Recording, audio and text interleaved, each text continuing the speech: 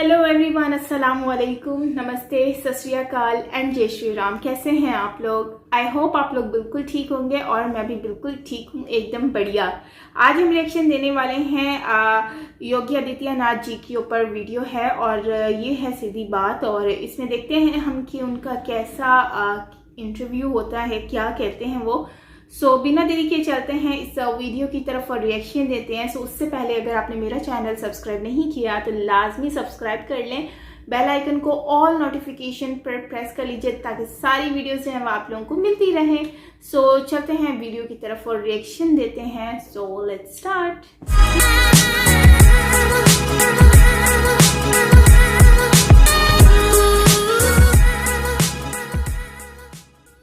नमस्कार, मैं हूं प्रभु चावला।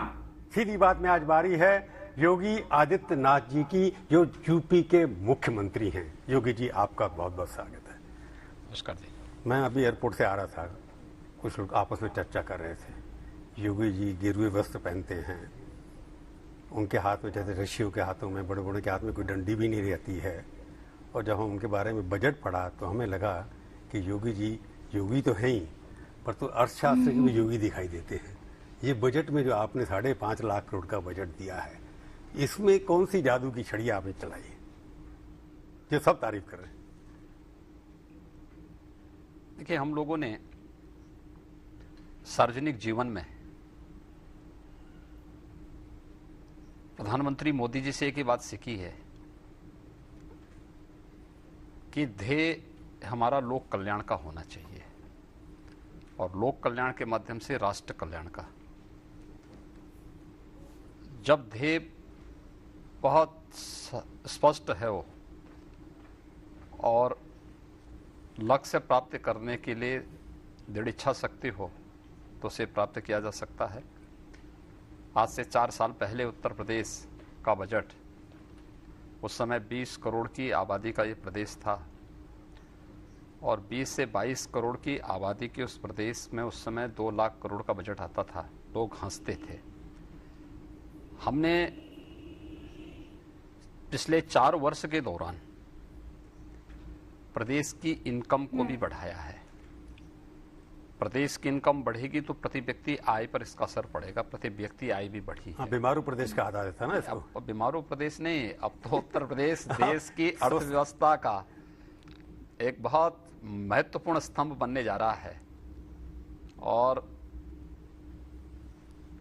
आज से 3 साल पहले जिस प्रदेश को कहा जाता था कि यह बीमारू प्रदेश है, आज वह देश की टॉप यानी अर्थव्यवस्था में से एक है। भैया, आप दूसरे नंबर पे आ गए। तो अपने गुजरात और महाराष्ट्र को पीछे कर दिया। कोई तो जादू की छड़ी होगी ना, क्या कहां से आई ये सब? देखिए, साफ नियति है और प्रधानमंत्री जी का मार्गदर्शन है। हम लोग प्रदेश को एक अच्छी दिशा में ले जा रहे हैं। हमने बजट में भी उन सभी बातों को ध्यान में रखा है, गांव का, गरीब का, किसान का, नौजवान का, महिलाओं का भी। तो इंफ्रास्ट्रक्चर को भी हमने महत्व दिया है।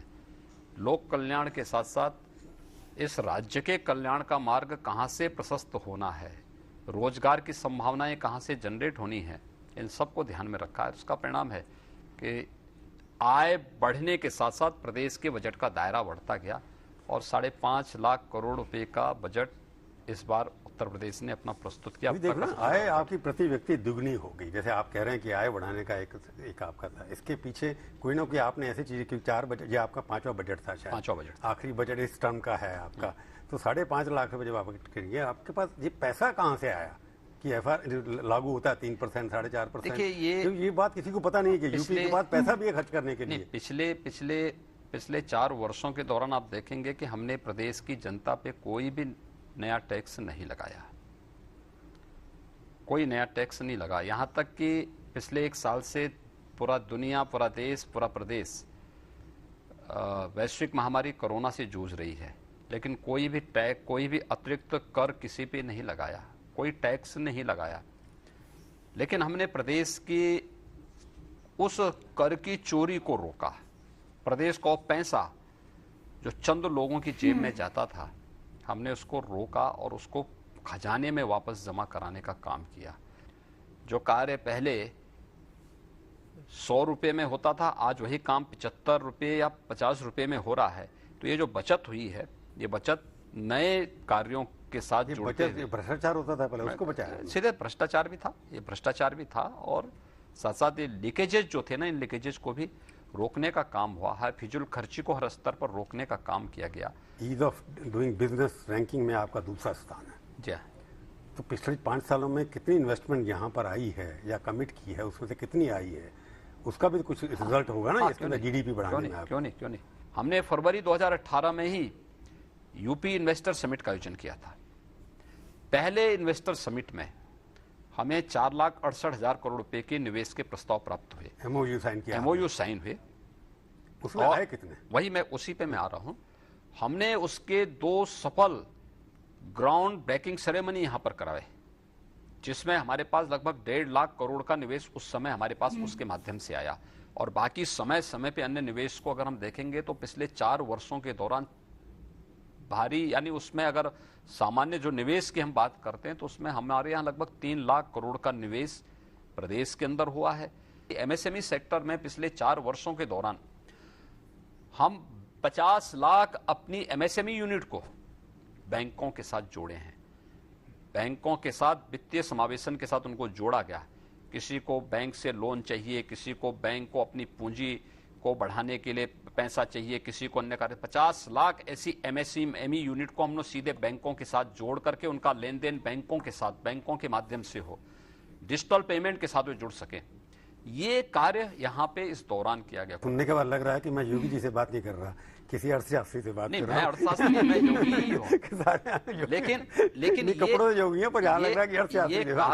ये कार्य यहाँ पे सफलतापूर्वक हुए हैं। और इन कार्यों को आगे बढ़ाने के साथ ही देखिए, सबसे बड़ी सफलता कोविड प्रबंधन में हमारी ये थी कि प्रधानमंत्री जी का मार्गदर्शन था।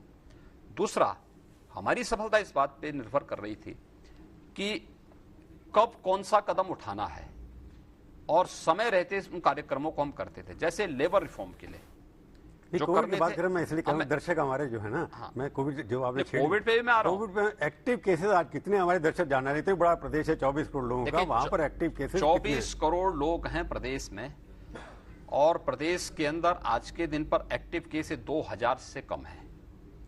इतने बड़े प्रदेश, इतने बड़े प्रदेश की 24 करोड़ की आबादी है।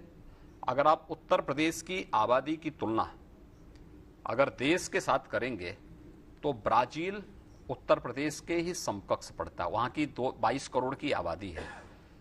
22 करोड़ की आबादी ब्राजील की, 24 करोड़ की आबादी उत्तर प्रदेश। लगभग 20% देश की आबादी उत्तर प्रदेश में रहती है। लेकिन उत्तर प्रदेश की इतनी बड़ी आबादी के बावजूद कोविड प्रबंधन में उत्तर प्रदेश ने पूरे 1 वर्ष के दौरान, आप देखेंगे पहली यानी मार्च प्रथम सप्ताह में कोविड का पहला पेशेंट यूपी के अंदर आया था, आगरा में और गौतम बुद्ध नगर में। हमारे पास तब टेस्टिंग की कोई क्षमता नहीं थी, कोई सुविधा नहीं थी। हमने दिल्ली पेशेंट भिजवाया था। हमारे पास लाइफ सपोर्ट एम्बुलेंसेस थी, तो उसमें से ही हम लोगों ने वहां भिजवाया था। पीपी किट नहीं थे, ग्लव्स नहीं थे, मास्क नहीं थे, सैनिटाइजर मार्केट में था लेकिन बहुत महंगा हो रहा था। उस टाइम पे बहुत महंगा था। आज के दिन पर हम 2 लाख टेस्ट प्रतिदिन करने की क्षमता विकसित कर चुके हैं उत्तर प्रदेश में। प्रदेश में आज के दिन पे आप देखेंगे उत्तर प्रदेश और दिल्ली, आप दिल्ली से ही आए होंगे जी। मुझे लगता है कि दिल्ली की कुल आबादी है 2.25 करोड़। 200 केस कर लो, 2.25 करोड़ है। पर आपसे ज्यादा केस है टोटल वहाँ। केस ही नहीं, वहां मौत भी यूपी से ज्यादा हुई है। वहां लगभग 11,000 के आसपास मौतें हुई हैं।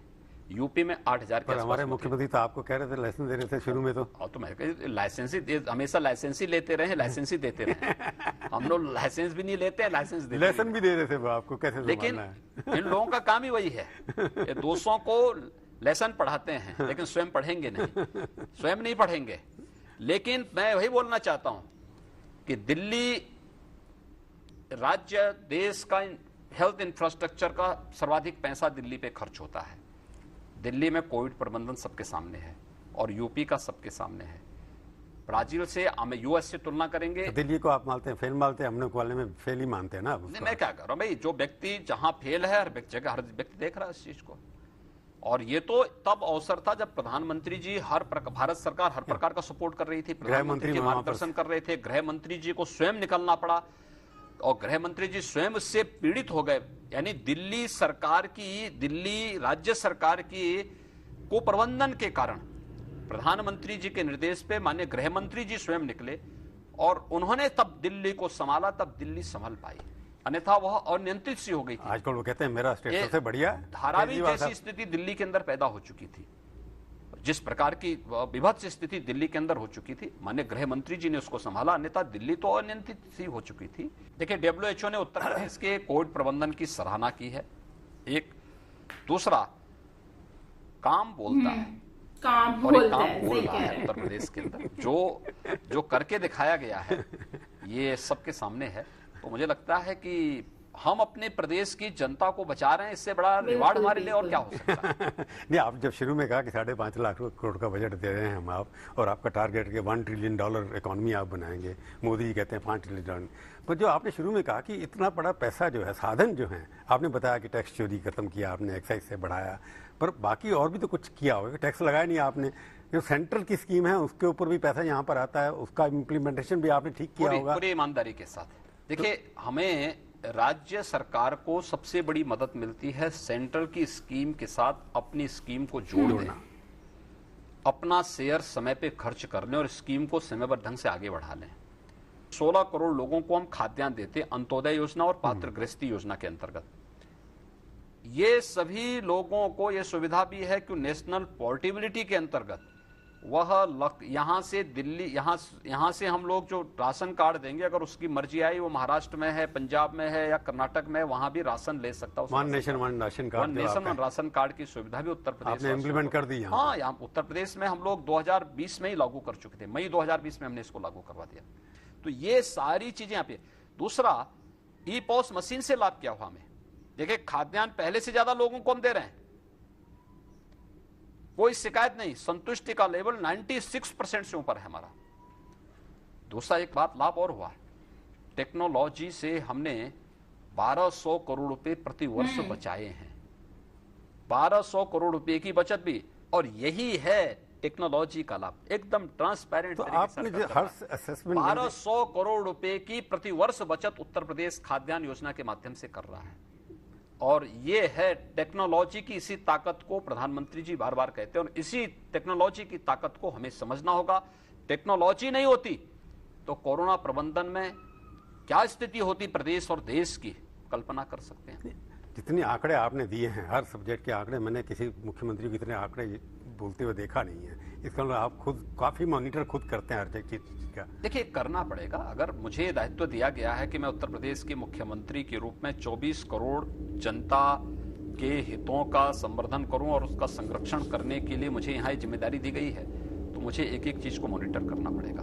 ये मेरा कर्तव्य भी है और मेरा राष्ट्र धर्म भी है। मैं धर्म की जब बात आती है, आपने धर्म की बात छेड़ दी। अब ये कई बार लगता है कि योगी जो हैं जिस तरह के वस्त्र पहनते हैं, कि उत्तर प्रदेश को एक मॉडल हिंदू स्टेट में कन्वर्ट कर दिया है। देखिए, एक योगी के रूप में मेरा एक ही धर्म है और वह धर्म है मेरा राष्ट्र धर्म। देखिए, जब आप हिंदू की बात करते हैं तो लोग उसको गलत परिप्रेक्ष्य में लेते हैं, लेकिन मैं इसको गलत परिप्रेक्ष्य में कभी नहीं लेता। आपने कहीं कहा था हर भारतीय हिंदू है, आपने कहा हर भारतीय हिंदू है, भारत की पहचान ही हिंदू है। देखिए, जब हम भारत बोलते हैं तो भारत हमारी भौगोलिक सीमा को प्रदर्शित करता है। हमारी भौगोलिक सीमा आज उत्तर में कश्मीर से लेकर के सुदूर दक्षिण में कन्याकुमारी तक है, पूरब में अरुणाचल से लेकर के द्वारिकापुरी तक का ये पूरा भूभाग हमारा भारत की वर्तमान भौगोलिक सीमा तक में आ जाता है। लेकिन जब हम हिंदू की बात करते हैं तो हमारी सांस्कृतिक सीमाओं को भी हमें आभास कराता है।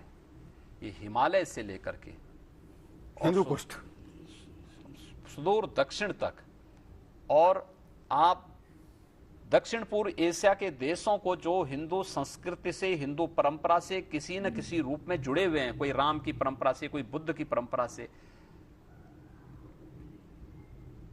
दक्षिण पूर्व एशिया से लेकर के और पश्चिम तक आप चले जाइए, जैसे दुर्भाग्य से आज हिंदू को श्रृंखला कहते हैं, वहां तक का एहसास हमें कराता है तो ये हिंदूपन का ये भाव हमें एक व्यापकता देता है, एक सांस्कृतिक रूप से जोड़ने का काम करता है।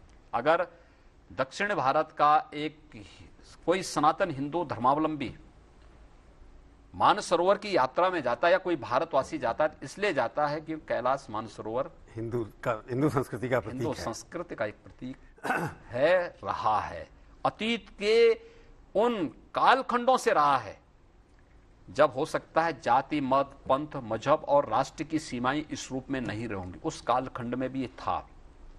तो हम उस हिंदू की बात कर रहे हैं, इसलिए एक व्यापक अवधारणा है। उस व्यापक अवधारणा को अगर हम लोग और भारत का हर नागरिक स्वीकार कर ले तो मुझे लगता है कि हमारी ताकत और अच्छी बढ़ सकती है और मजबूती के साथ हम दुनिया के सामने। मैं तो इसलिए कहूँ कि राजनीति में हर आदमी देखता है व्यक्ति को, कि जैसे आपने कहा कि मैं राष्ट्र धर्म मेरा धर्म है, परंतु जो आपने कहा सांस्कृतिक जो भाषा है उस हिसाब से, आपके हिसाब से भारत ज्योग्राफी के हिसाब से, भूगोलिक दृष्टि से हिसाब से तो हिंदू राष्ट्र कल्चरली हो गया ना।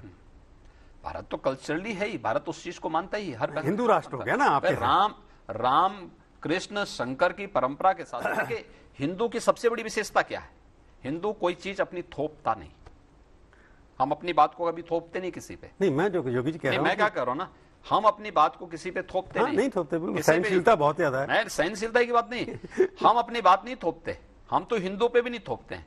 आपकी मर्जी मंदिर आए, आपकी मर्जी ना आए, आपकी मर्जी आप किसी एक इष्ट देव को माने, आपकी मर्जी आप बहुदेववादी बने, जो आपकी मर्जी है। जो मैं आपको इस बार उठा रहा हूँ, मेरा ये मानना है ये वस्त्र जो है ना, इसको इस दृष्टि से देखा जाता है कि हिंदुत्व है ये। मैं क्या कर रहा हूँ, हिंदुत्व भारत की राष्ट्रीयता का प्रतीक है। हिंदुत्व सांप्रदायिकता का प्रतीक नहीं, पर्याय नहीं हो सकता है।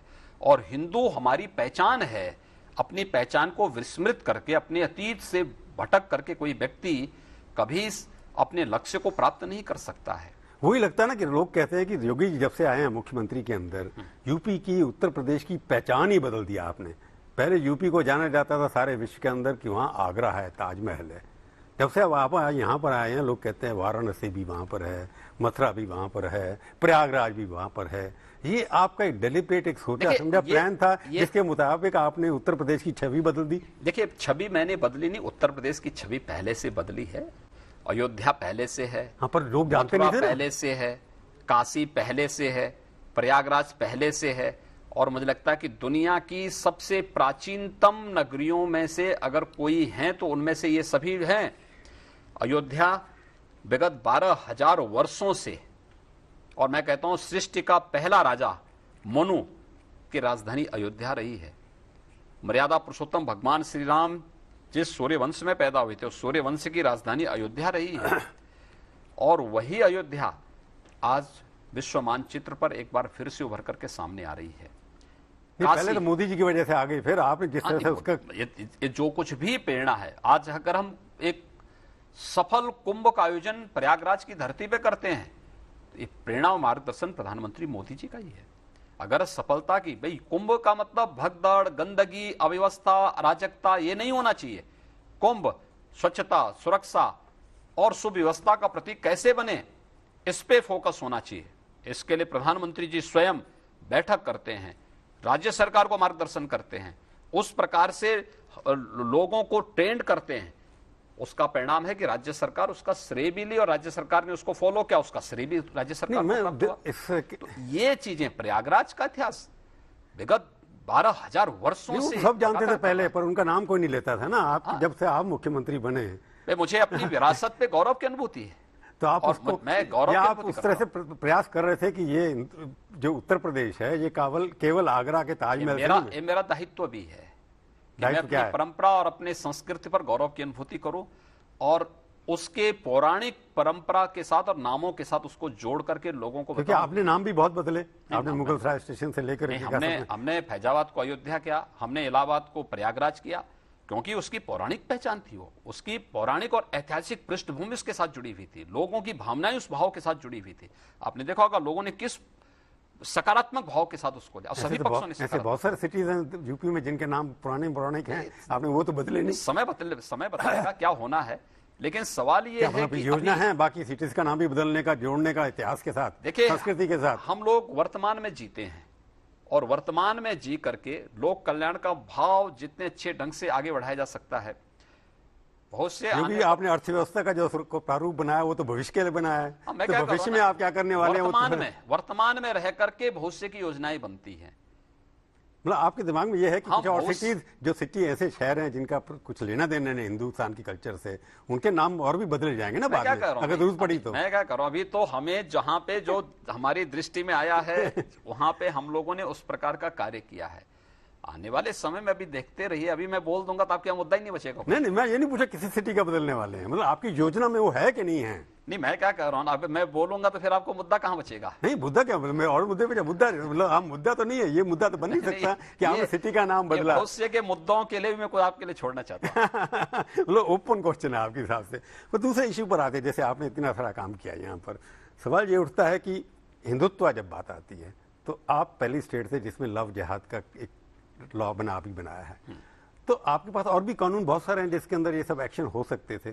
तो ये लव जिहाद जो है, जिसके लगता है कि किसी एक धर्म विशेष के खिलाफ या किसी के है, तो ये एक धारणा कैसे बन गई? देखिए, सब पे बराबर लागू होता है। ये कहना कोई कानून किसी व्यक्ति, किसी मत या मजहब के खिलाफ है, मुझे लगता है धारणा ही कलुषित है, एक गलत है, और मुझे लगता है ये नहीं होना चाहिए। अगर देखिए वही अपराध हिंदू करेगा तो हिंदू पे भी वो कानून उसी प्रकार से लागू होगा जैसे मुसलमान पे लागू हो रहा है। ऐसा नहीं कोई एक व्यक्ति करे। हमने उसमें बहुत स्पष्ट किया है, छल से, छद्म से, धोखे से कोई व्यक्ति अगर किसी बालिका को या किसी महिला को बहला करके उसके साथ शादी करता है तो यह अपराध की श्रेणी में आएगा, और ये हुआ है। ऐसी दर्जनों घटनाएं घटित हुई हैं उत्तर प्रदेश के अंदर, और ये घटना यूपी के अंदर अकेले नहीं। देखिए, कानून तो यूपी, मैं क्या करूं, यूपी के अंदर तो ये कानून आज बना है, आज बना दिया, गुजरात में। मैं क्या करूं ना, ये यूपी के अंदर तो आज बन रहा है। 2009 में केरल हाई कोर्ट ने इस पे चिंता व्यक्त की थी, वहां की सरकार से पूछा था इसके बारे में 2009 में। उसके बाद कर्नाटक हाई कोर्ट ने भी इस पे चिंता व्यक्त की थी, और केरल हाई कोर्ट ने तो यहां तक कहा था कि लव जिहाद केरल जैसे स्टेट को एक इस्लामिक स्टेट बनाने की साजिश का हिस्सा है। क्या आप इसको स्वीकार करेंगे? आप हर व्यक्ति अपना मत, अपना मजहब, अपना संप्रदाय, अपनी उपासना विधि मानने को स्वतंत्र है, लेकिन आप अपनी बात को जबरन थोप नहीं सकते। और यही स्थिति छल से, छद्म से, कुछ घटनाएं आपको मैं बताता हूं। मेरठ के अंदर एक व्यक्ति अपना नाम बदल करके, नाम असलम है, अमित रख करके उसने एक हिंदू बालिका के साथ शादी कर दी और उसी के घर में रहने लग गया। लगभग कई वर्षों तक लोग साथ में रहे, उससे एक बच्ची पैदा हुई, वो 3 लोगों का परिवार हो गया। इस दौरान उसने उस बालिका को, हिंदू बालिका पर दबाव बनाना प्रारंभ किया कि तुम इस्लाम स्वीकार करो। तो उसको पता लगा, उसने कहा भी तुम्हारा नाम तो अमित था, तुम असलम कहां से होगा? उसने कहा नहीं, मेरा वास्तविक नाम असलम ही है। उस लड़की ने अपनी सहेली को बता दिया। आश्चर्य करेंगे कि उसकी सहेली से, जो सहेली को इस बात की जानकारी हुई, उसकी सहेली ने, वो वॉच करती थी, देखती थी, उसने देखा कि कई दिन हो गए उसकी वो महिला दिख नहीं रही, दिखानी नहीं दे रही है। एक दिन अचानक असलम नाम का व्यक्ति, जो छद्म नाम से रह रहा था, अमित नाम से, छद्म नाम से वहां रह रहा था, वो अपने घर के दरवाजे बंद करके गायब हो गया। कई दिनों तक गायब रहा। तो उस महिला ने शिकायत की कि इस घर में एक परिवार रहता है, उसमें मेरी सहेली भी रहती थी, और उस सहेली का पति और वो सभी लोग गायब हैं, कहां चले गए, क्या कुछ हो तो नहीं गया इसमें? पुलिस गई, देखा, पुलिस ने, गेट बंद था, पुलिस ने सामान्य रूप से उसको चेक किया, उनको कुछ भी नजर नहीं आया, वापस हो गई। फिर शिकायत आई, उसने मुझे पत्र भेजा, एक पत्र मेरे पास आया, शिकायत मेरे पास आई, तो मैंने उसकी जांच करने के आदेश दिए। घर के अंदर तलाशी ली गई तो वहां कुछ मिला नहीं। बाद में घर के अंदर, आप आश्चर्य करेंगे कि जब हमने दीवारें तोड़ी और फर्श को तोड़ा तो फर्श के नीचे उस महिला को और उसकी बेटी को दफना करके उनकी हत्या कर दी गई थी और वह व्यक्ति बाद में पकड़ा गया, पुलिस के द्वारा मुठभेड़ में पकड़ा गया वह व्यक्ति। ये स्थिति वहाँ पे हुआ। अगर भाई तुम्हारा नाम असलम था, तुम असलम बनकर के क्यों नहीं रहे? उसके बाद कोई पसंद करता हो उसका अपना विषय है, लेकिन तुम छद्म नाम से धोखा दे करके और फिर हत्या कर रहे हो, इस प्रकार की क्रूरता कर रहे हो। योगी जी इसमें सवाल आपकी बात ठीक है। ये वहीं पे नहीं, ये इसी प्रकार से एटा में, कानपुर में, लखनऊ में और भी जगह इस प्रकार की शिकायतें आई। ये हमारे लिए केवल एक मत और मजहब का विषय नहीं है। पर शुरू तो मजहब से हुआ ना, क्या करो, मजहब से शुरू हुआ ना। एक ये कानून व्यवस्था का गंभीर संकट खड़ा करता है। कभी कभी दो पक्ष आपस में भिड़ते हैं और फिर यहीं से दंगे होते हैं। आपने देखा होगा 4 वर्षों में हमने प्रदेश के अंदर एक भी दंगा नहीं होने दिया। कानून की नजर में सभी लोग बराबर हैं। वो तो आपकी नीति है ना, ठोक दो की नीति न्याय पाने का अधिकार हर व्यक्ति को है। ठोक दो की नीति भी तो काम कर रही है। कानून के साथ खिलवाड़ करने का या धोखा देकर के कानून के साथ खिलवाड़ करने की छूट किसी को नहीं दी जाएगी। क्योंकि ये बात सत्य जो आपने हाईकोर्ट की बात की कि इसके मूल कारण तो यही था कि एक धर्म विशेष के लोग इसका दुरुपयोग कर रहे थे। नहीं, मैं क्या कर रहा हूं, जो भी दुरुपयोग करेगा वो कानून की नजर में जो है उसकी गिरफ्त में आएगा, कानून उस पर पर हाईकोर्ट के आपके कई लोगों ने डिसीजन इसको जो किया है कानून, उसके खिलाफ काफी जजमेंट दिए हैं। नहीं देखिए, मैं क्या कर रहा हूं ना, हमने अपना कानून यहाँ पे बनाया है, हमारा एक कानून बन चुका है, लागू हो चुका है। अब तक हम इसमें लगभग मुझे लगता है कि 50-55 के आसपास कार्रवाई हो चुकी है और ये कार्रवाई युद्ध स्तर पर हो रही है और हम लोग प्रदेश के अंदर माहौल बिगाड़ने की छूट और कानून के साथ। जो असलम नाम का आदमी था, इसने तो यार बहुत ही बड़ी बुरी हरकत की है। मतलब कि जब वो एक तो उसने झूठ से अपना रिलेशन बनाया, आई डोंट थिंक कि उसको मालूम होगा उस लड़की को कि ये असलम इसका नाम है।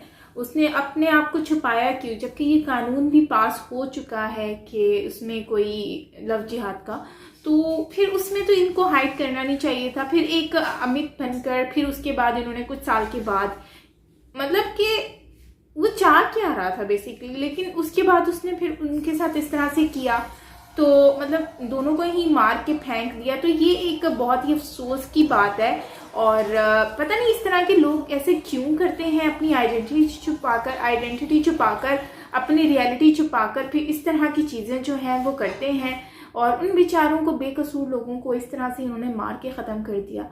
और दूसरी बात यह है कि योगी आदित्यनाथ जी जो हैं, इन्होंने एक्सप्लेन किया, अपना एक इंटरव्यू दिया है और हमेशा से इनकी बातें सुनकर मुझे अच्छा लगता है। तो इन्होंने ये कहा है कि इनकी गवर्नमेंट में आने के बाद, मतलब जब इनकी गवर्नमेंट आई है तो उसके बाद बहुत सारी चीज़ें जो हैं वो चेंज हुई हैं। पेंडेमिक में जैसे कोरोना के जो केसेस हैं वो बहुत ही कम हुए हैं दूसरे स्टेट्स के मुकाबले में। और दूसरा ये है कि वहाँ पर जो है वो गरीब लोगों की भी जो बजट बनाया गया है वो बहुत ही एक अच्छा बजट बना है, लोगों को देखकर उनका बजट बनाया गया है, हर किसी के लिए अलग अलग।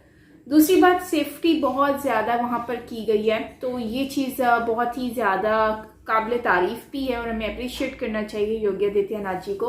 और शायद यही वजह है कि लोग उनसे इतना ज़्यादा खुश हैं और लोग उनकी तारीफ़ भी करते हैं और अब उनको पीएम की नज़र से भी देखने लग गए हैं कि आने वाले वक्त में वो पीएम बनेंगे, मतलब मोदी जी के बाद नेक्स्ट पीएम वही होने वाले हैं।